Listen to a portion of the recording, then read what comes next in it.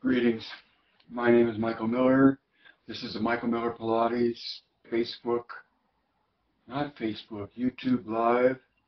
YouTube Live. It's curious. I'm going Facebook today and no, I'm going YouTube today and no Facebook because I found it tough to be Garth Brooks and do a performance to one audience, to YouTube, you, and a performance right after that to Facebook, them, or you on Facebook.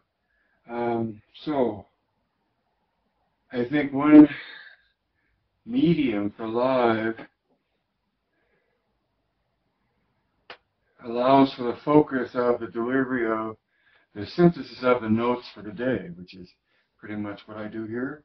For you, my Michael Miller Pilates licensed affiliates, and to all those new core students who appreciate the attention the trademark points to,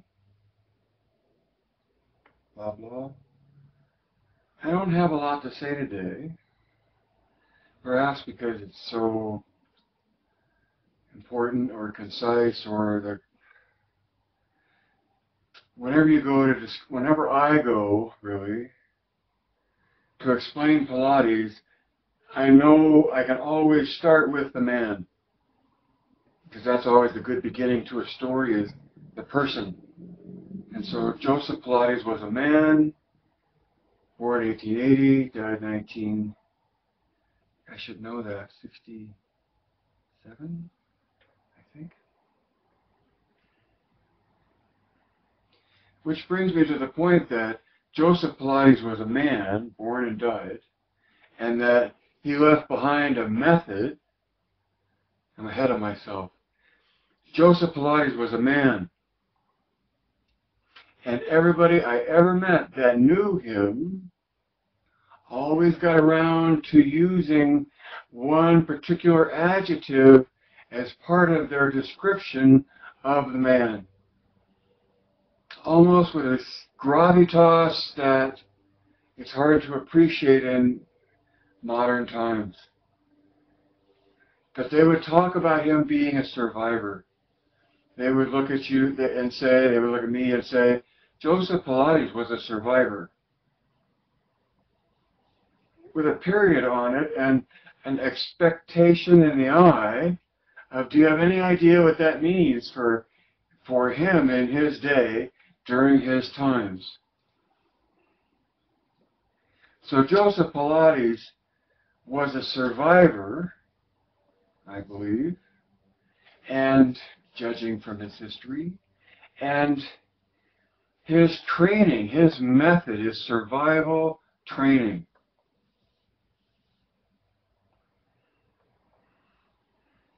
Which puts the focus on, why do you do Pilates? Well, fundamentally, it's about survival. It's about survival training. And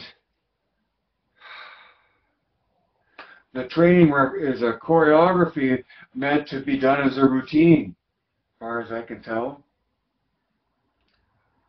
And that is the gut, the heart of the matter when it comes to Pilates, is performance of the choreography in pursuit of the intent behind it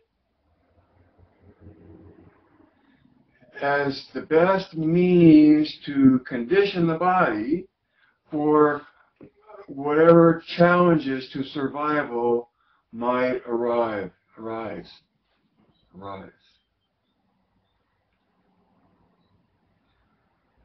It's survival training.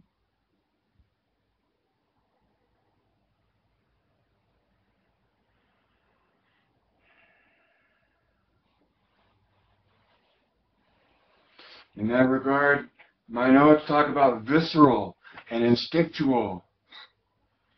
Pilates is something you can feel, and it's something that I believe you're connected to your instinct in your better moments of the experience.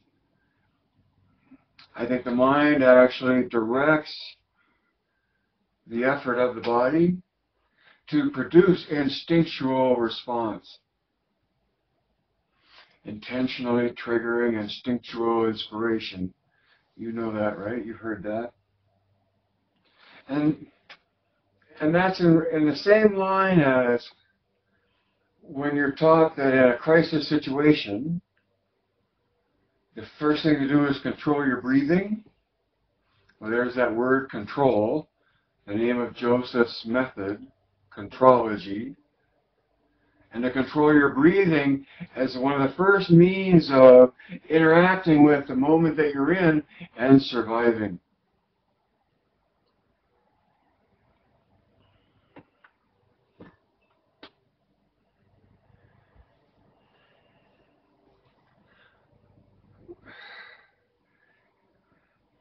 When you do something you're familiar with, it's reassuring. So to the extent that you are familiar with, particularly doing the mat work without not the reformer, because you can't have a reformer on your back. And when you travel, or when you're in crisis, or you're in an unfamiliar situation, your ability to press the flow to find the fusion of body, mind, and spirit by performing the choreography of the mat is to me the target of owning the effort, owning the method, is to be able to achieve the experience, especially in unfamiliar surroundings or distracting surroundings.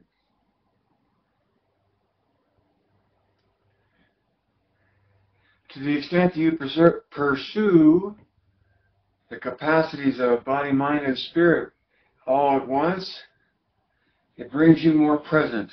Doing Pilates, unless there's a brand of it in the 10,000 of things, and I'm sure there probably is, but in the Michael Miller Pilates world, doing Pilates is about an experience that brings you more present in the moment. And that has to help you in your attempt to survive, especially if you're in unfamiliar surroundings and challenged physically.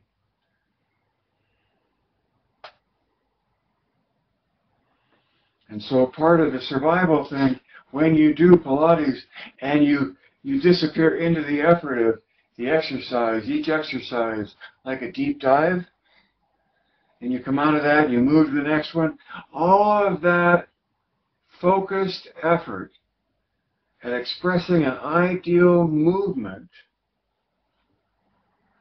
in an ideal state of being, just uniformly engaged, makes you more present. And then in terms of survival, just the doing of it gives the return of the conditioning that we're after in the first place in order to survive. The physical benefit of doing the Pilates choreography, the sequence, the physical benefit it gives you helps you recover from strain and develop more even strength to deal with whatever comes up next. Sounds like Joe, doesn't it? And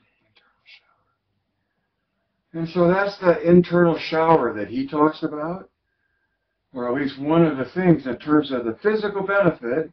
It's all good, the stretching and the muscle exertion and fascia and all of that.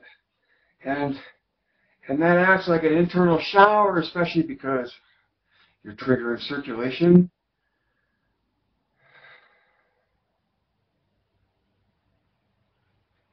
And you come out of the effort by being more balanced in the coordination of those three capacities of body, mind, and spirit.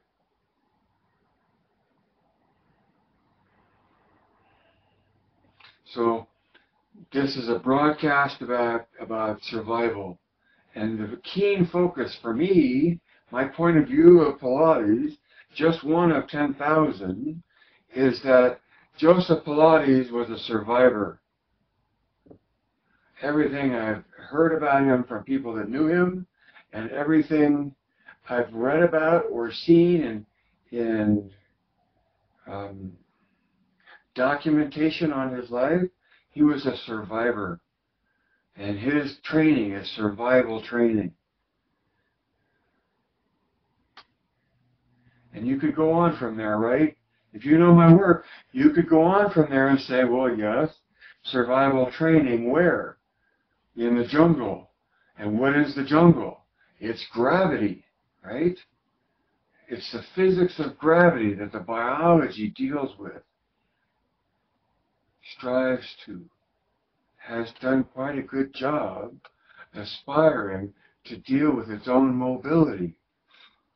It's time to break out Shakespeare and talk about the human form.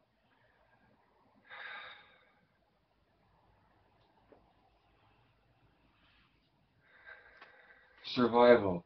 Joseph Pilates was a survivor. That's the nut of it, really. And his training, his method, is the result of that, his survival, and meant to enable you to do the same. Survive. And why is that? That's a great segue into the end of my broadcast, because live can't live forever. But live streaming, I think we're going to see a lot more of from a lot more places with a lot more toll roads along the way. Read between the lines. See behind the curtain. It's okay that there's a curtain. Just recognize the curtain and know that there's something behind it. And it's best to know what is behind it and why the curtain is there. Add 2 and 2. Direct your own thinking. Daydreaming. It's so easy to daydream. You know, be directed in your application of your effort. Be responsible to time, I think is what I'm saying there. And recognize the benefit that routine gives you in the pursuit of not only directing your thinking, but directing your life. Right? And finally, as always, Geist.